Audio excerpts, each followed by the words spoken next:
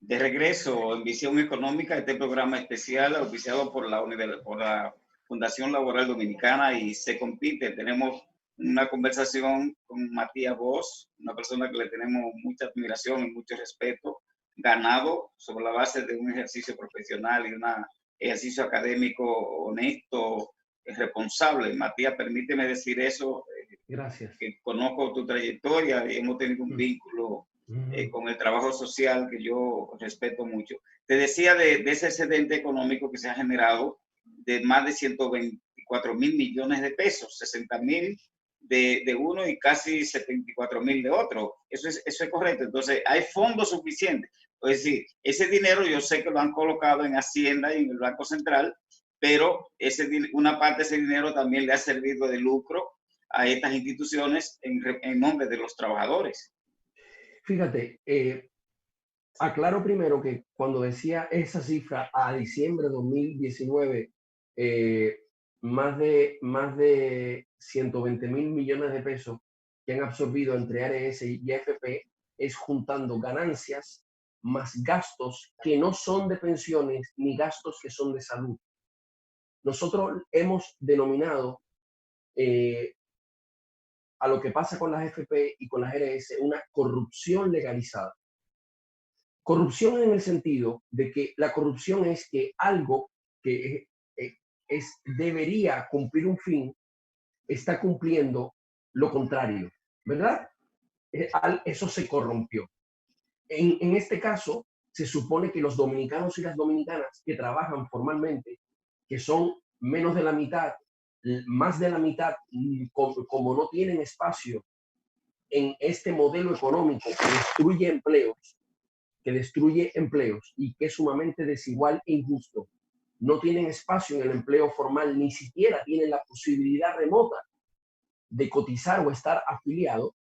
Este sistema convierte lo que la gente cotiza para tener cobertura de salud y cobertura de pensiones en un negocio para el lucro financiero. Por eso decimos que es corrupción, porque es convertir lo que debería ser suplir y garantizar unos derechos en una mercancía para ganar dinero. Y es legalizada porque hay una ley, se hizo una ley para que eso fuese posible y para que eso esté permitido. Entonces, decimos que esta corrupción legalizada financia una industria parasitaria porque todo ese dinero que podría financiar pensiones dignas, salud digna, un sistema de salud preparado. Fíjate que llegamos a la pandemia con solo 360 unidades de cuidados intensivos para 10 millones de habitantes.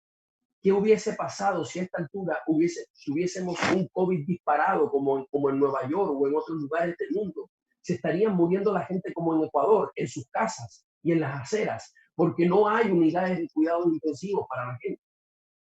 Todo además de que pudiésemos tener un muy buen seguro de desempleo, pero todo eso se vuelve ganancia o gasto que no es ni de salud ni de pensiones de unas empresas llamadas AFP y ARS. Ahora bien, con lo que ellos han absorbido antes, no se puede hacer nada porque sería violatorio de la ley. No se puede echar mano a lo que se ganó antes y no puede haber una ley retroactiva.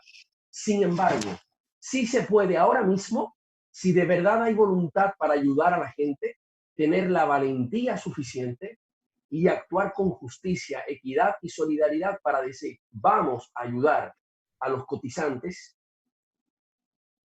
con un bono que les supla a aquellas personas que no están percibiendo su ingreso, porque los fondos de pensiones deben preservarse. Los problemas de la seguridad social que hay no se resuelven dañándola más, sino que mejorándola. Entonces, las personas que no están recibiendo su ingreso, vamos a suplirle ese ingreso, pero que ese ingreso sea repuesto con una rebaja sustancial a las ganancias de las AFP que el Congreso les acaba de aumentar en febrero. Y además decimos, dejen de cortar la soga por la parte más delgada y además de tocar las ganancias presentes y futuras, las de ahora, ya vamos para el quinto mes, esto esto debió haber ocurrido en marzo, esto no debió haber ocurrido nunca, pero ya que estamos, vamos a hacerlo ahora. Y además de tocar a las AFP, vamos a ver cómo se gastan esos 200.000 millones de pesos que el gobierno central y que el Banco Central están disponiendo. Además, ¿por qué no revisan las partidas del presupuesto general del Estado? ¿Cuántas partidas no se pueden reasignar para precisamente financiar las necesidades de salud y las necesidades económicas y sociales del país ahora mismo?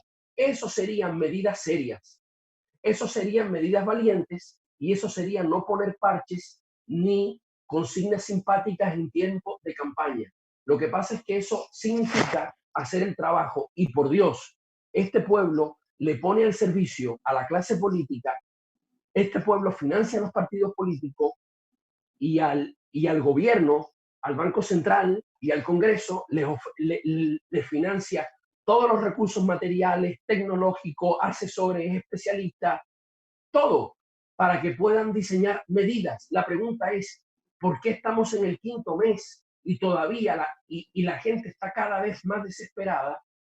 Todavía no acaban de llegar las medidas que la gente necesita y encima de eso vuelvo a decir, como tú dices, en vez de tocar las ganancias de la AFP, lo que dicen es toquemos los fondos que la gente tiene, que en su mayoría son pequeñitos fondos. Es absolutamente injusto y es cómodo, es fácil, porque sigue siendo el mismo principio de la crisis de 2003, el mismo principio de la crisis del déficit fiscal de 2012, que sea la gente la que pague la crisis. Nunca poner a los poderosos a pagar y nunca poner al Estado a cumplir su deber de poner reglas justas, solidarias y además de asumir la responsabilidad que le toca frente a la sociedad y frente a las mayorías más desprotegidas. Manuel, tú querías hacerle una pregunta a Matías, por favor. Matías, buenas tardes. Buenas tardes. Impresionante tu exposición. Estoy totalmente de acuerdo contigo y estoy de acuerdo con que se haga una reforma general a la Ley de Seguridad Social. Y yo soy representante del sector de muebles de aquí del Cibao, de fabricantes de muebles, vamos a decir. Nosotros desde que se empezó a gestionar esa ley, hace ya más de 20 años, y cuando se aprobó, tuvimos la oportunidad de dirigir la asociación de aquí en el Cibao de fabricantes de muebles. Y nosotros expusimos una vez de que la ley era una ley que penalizaba el empleo, porque es una ley que las aportaciones se hacen en base a lo que se paga por empleo, por salario. Pero resulta que el sector de nosotros, por ejemplo, y gran parte de los sectores productivos, como el agrícola, los textiles, tienen una proporción de mano de obra mucho mayor a la proporción que paga por empleados, por ejemplo, los importadores o los comerciantes. Claro. Entonces, ¿qué pasa? Que para el sector de nosotros es una manera de que las empresas tengan que obligatoriamente o evadir el pago de la seguridad social o sencillamente tener pocos empleos. Porque es inaguantable. Las fábricas de muebles pequeñas en el país no resiste el pago de la seguridad social. Más sin embargo, las empresas importadoras, por ejemplo, los famosos suplidores del Estado que importan y suplen con mercancía importada a las necesidades del gobierno, tienen 8 o 10 empleados y facturan 500 millones de pesos. Para una empresa productora de muebles vender 500 millones de pesos necesitan 1.000 empleados. Ellos necesitan 10. Claro. Entonces, si me entiende la realidad. Claro, por supuesto. El problema está en que para nosotros es una ley penalizante. Claro. Creemos que se debe de tomar en cuenta la actividad, o sea, del sector, la actividad de la empresa, para que de alguna manera hayan o una tarifa diferente o haya medidas compensatorias por otro lado que puedan amortiguar ese golpe. Claro. Entonces, te estoy diciendo eso para ver qué te parece. No, y ver dentro de esa idea que tú tienes de propuesta de reformular la Ley de Seguridad Social, que pueda también introducirse esa parte de lo que es las cotizaciones por sectores.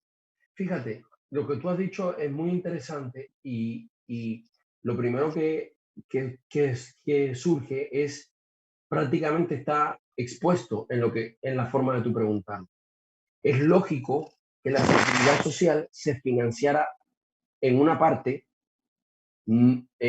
importante de recaudaciones que no estén sujetas a la cantidad de empleados, sino al flujo, a las